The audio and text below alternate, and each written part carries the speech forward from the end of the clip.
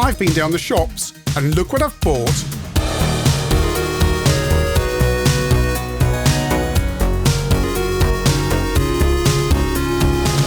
I was down B&M yesterday, and if you don't know what B&M is, it's like Woolworths, but in a warehouse. That probably doesn't help.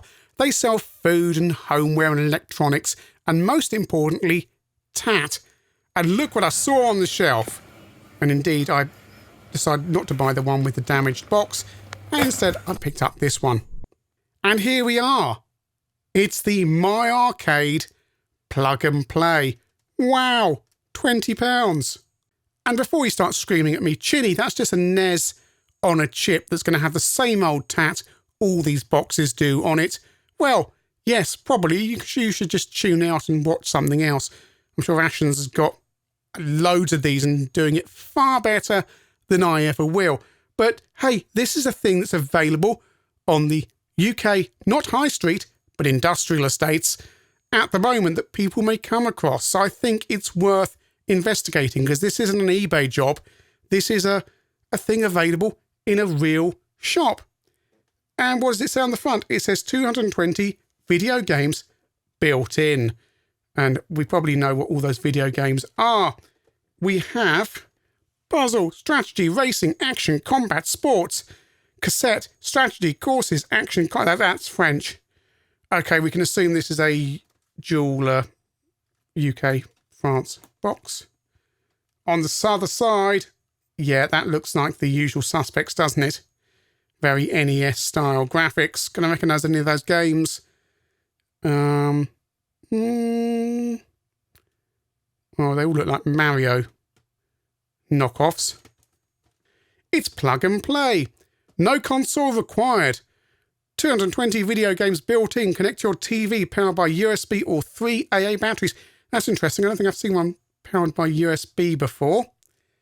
And it's made by My Arcade in the USA. That's a name we've heard of before. Manufactured in China and imported and distributed in the EU by Sony. PlayStation Sony are importing this and distributing it in Europe. And we have a sad onion and an exclamation mark. Do not give this to a child between 0 and 3 years of age. Right, so let's open it up, shall we? Oh dear. Can an old style ChinnyVision pen break the seal? Oh, it can. And are you in focus before I start opening it up? Oh, they've sealed it at the side as well. I mean, what got me on this, by the way, when I was looking at it, was this controller, which looks... Yeah, I mean, let's have a look at it for real. But that's what swung the deal for me in B&M. The controller on the front just looked amazing. Absolutely amazing. Oh, I've torn it. Well, whoever gets this as a ChinnyVision Patreon prize is going to get a torn case. I've got something falling out. Something's fallen out. It's... Oh, it's the hangy thing. The hangy thing has fallen out. Right. What do... Oh, ho, ho, ho, ho. Oh, the horror. Oh, my goodness. I cannot convey just how cheap this feels. It's... Oh, my goodness. What is that? What is that thing there? It's like an orb. What's it do? Oh, this is the worst thing ever. Oh my goodness. I cannot convey just how cheap the plastic feels. We've got a nice long cable and an instruction manual with a user guide. Let's have a look at the user guide. Can I get you in there? So we've got right, the orb does nothing. We have a directional pad, a reset button, a start button, turbo buttons, battery, USB power switch, B button, AV cable, USB power lead. Turbo buttons are for gameplay. If your TV includes a USB port, insert the USB power cable. If your TV does not include a USB power port, remove the back cover with a screwdriver and insert 3 AA batteries. And you have to select the correct switch. Okay. Your TV must support RCA input. It's like, why can't people do HDMI in this day and age? Consult the dealer or an experienced radio TV technician for help if you have problems. Right, there's a lot of instructions about inserting the battery and some stuff about the warranty, which is 120 days. I think you'll find, under UK consumer law, you trying to impose a 120-day warranty on people rather than the full year may not go down too well. In any case, the consumer hotline is on an international number. Yeah. So here we are.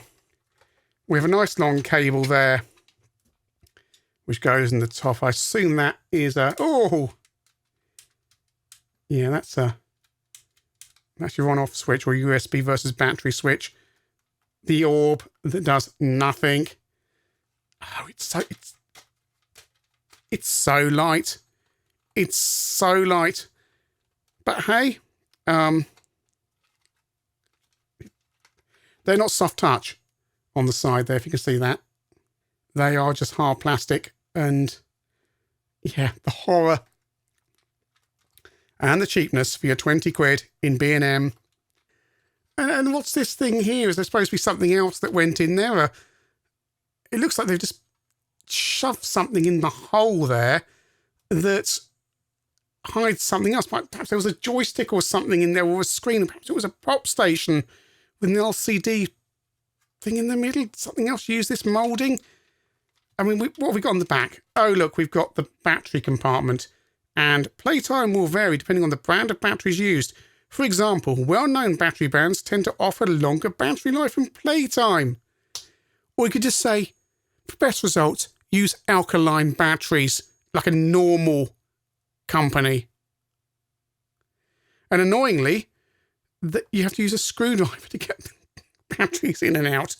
So you can run this off a power bank, or you can tear this cable a bit, because otherwise the power needs to go in there, if you see what I mean. It's there. So you're unlikely to have your USB connector next to your composite and your audio, which is mono, one channel, by the way, so it's only come out of one speaker, next to each other. You might do on the TV. And of course, the TV has to be able to supply the voltage, and not all of them can, because some of them are only intended to power a USB stick or something. So no guarantee your TV is actually going to power this. So probably better off just tearing a bit off there like that, and then plugging it into a USB power bank, or just using the batteries. But hey, because the games contained within may be really good and different from the usual ones. So let's power it up and see what we get.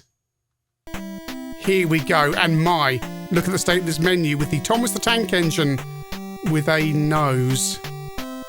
Just going to use the RetroTink to look at the video signal spec.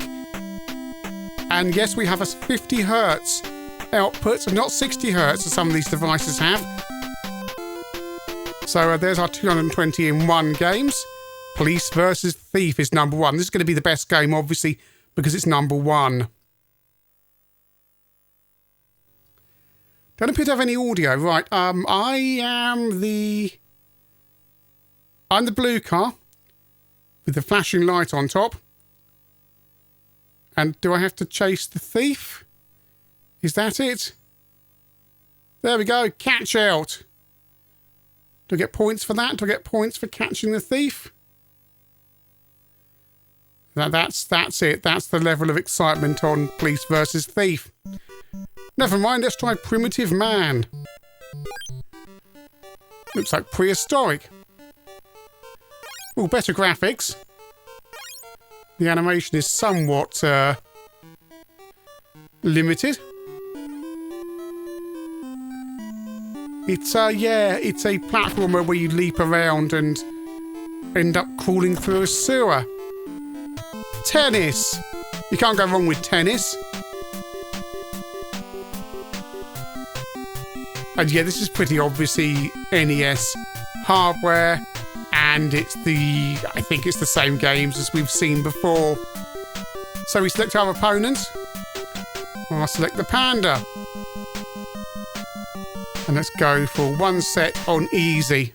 How could you get tennis wrong? That's the final set because I selected first set. That green is horrible. In fact, the picture on this thing is horrible. I can see the ball. I can't see me. Fault. How do I serve? Double fault. Does the panda get a go now? Oh, yeah, no, hit the ball. Oh, it's quite fast. And I scored a point. Frontline Gallop. It must be a horse racing game. Looks a bit more like Jackal on this title screen. Okay, right, there is a furious war to win. The government has recruited a large amount of soldiers. You, a taxi driver, were distributed in the 15th Armour Regiment and in charge of driving the W05 to carry out the task. Okay. Oh, it's a horrible shimmery picture.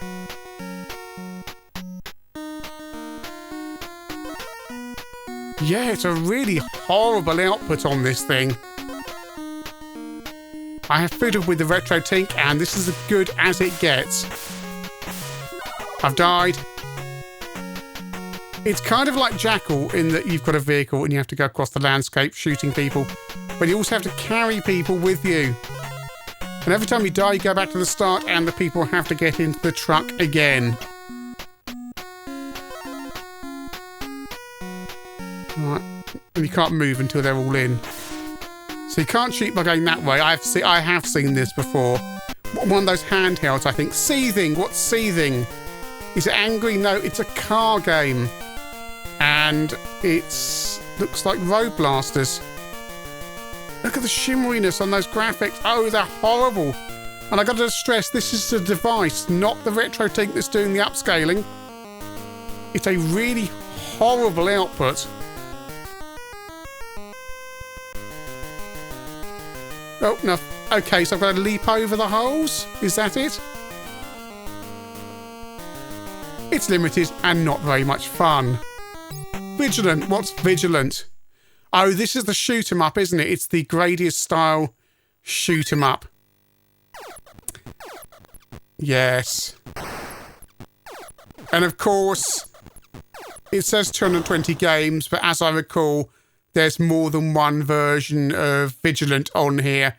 The sprites will be changed and you'll end up with 3 different versions of Vigilant with different sprites. Benthal World! Benthal World! What can Benthal World be? Presents? Who presents what? Presents! Benthal!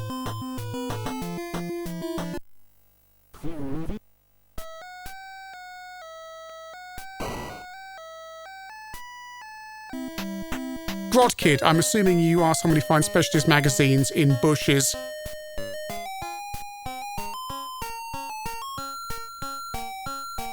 Right, so it's like Mr. Do, kind of. Oh, no, hit pause there. You have to collect all the objects and then you go on to the next level. It's more fun than the other games because it's a tried and tested gameplay mechanic, like the Gradius knockoff. There's flames. And they've got faces and they come after you. And the animation is absolutely shocking. And the music goes around very quickly and it's all dreadful, but it is more playable than anything else we've seen today. Look, we've even managed to get on to the next level. Hitting mices, looks like Donkey Kong, with Donkey Kong on the left-hand side there. So it's a whack-a-mole game, presumably. Oh, again, it's another one of those games where there's many variations of this on the machine.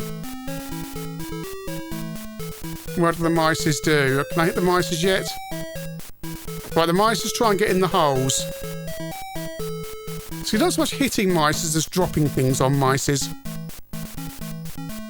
We're going to power up.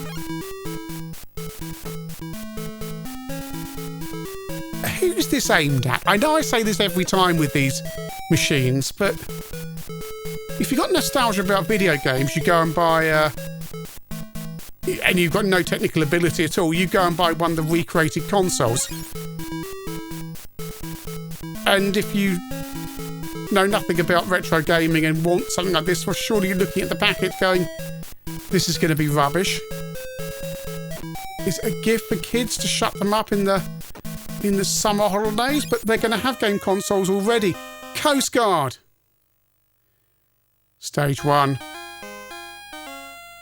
So, right. I'm the plane, I can bomb things. And I bomb the boats. Beneath me, it's Priti Patel Channel Migrant Simulator. You have to bomb the small boats. And I should at this point thank the ChinnyVision Patreon supporters who enable me to buy absolute tat like this console. And they keep the adverts off the channel as well, because you haven't had to sit through any adverts unless by the time you're watching this YouTube have forced adverts on the channel. But in theory, there's no adverts, so thank you to the Patreon supporters for that. What's the name of this? Garden something. Oh, like it's like a Space Invaders cross with a Pidia. But yeah, or Fantasy Zone. You've got the kind of Fantasy Zone vibe. Why am I thinking of many better games when playing this? Mind you, the mechanic is better than some of the other games. Skywing.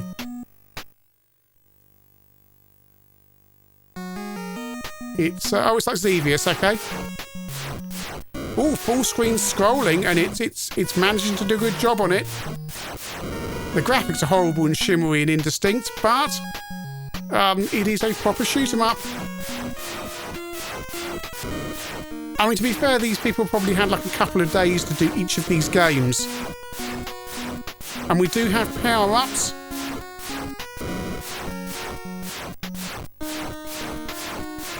Oh, it's so dreadful. But in the grand pantheon of the rubbish on this console, there is at least some playability here. Oh, right, what power-up does... Oh, that's a big power-up. Right, how do I destroy this baddie?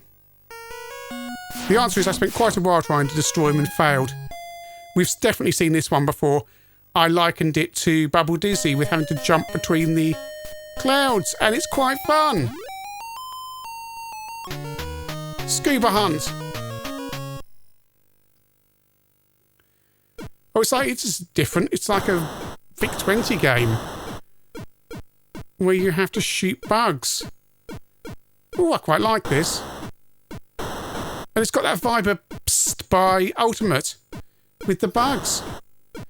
Again, it's reminded me of better games. That's the problem. It's far more basic than the other games, but if you had this on a C16 or VIC-20, you'd be going, I quite like this. But this isn't a C16 or VIC-20, and this is not 1982 or 6 in the case of the C16.